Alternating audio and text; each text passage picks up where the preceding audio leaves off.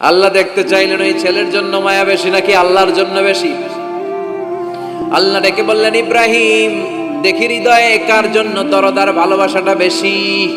যাও আমার সন্তুষ্টির জন্য ৮৬ বছর বয়সে পাওয়া কলিজার টুকরা দুধের বাচ্চা ইসমাইলকে জবাই করে আমার খুশি অর্জন করো।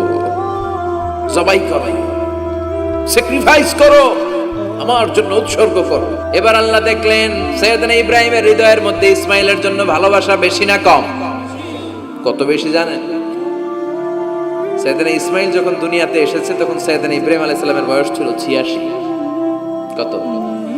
আপনাকে বাগেরহাটে ৮৬ বছর বয়সে কারো বাচ্চা কাচ্চা হয়? হ্যাঁ, আছে এরকম পালোয়ান? আছে কেউ? নাই। সৈয়দনা ইসমাইল যখন এসেছে দুনিয়ায় তখন সৈয়দনা ইব্রাহিমের বয়স কত ছিল? ৮৬।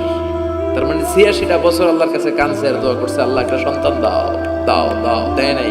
৮৬ বছর বয়সে যে সন্তানটা দিল ওই সন্তানের প্রতি মায়া, দরদ, মোহব্বত, ভালোবাসা বেশি না কম? আল্লাহ দেখতে চাইলেন ওই ছেলের জন্য মায়া বেশি নাকি আল্লাহর জন্য বেশি। আল্লাহ ডেকে বললেন, ইব্রাহিম দেখি হৃদয়ে কার জন্য দরদার ভালোবাসাটা বেশি।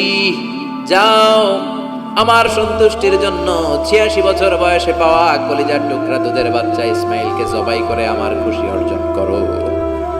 জবাই করো, স্যাক্রিফাইস করো, আমার জন্য উৎসর্গ করো।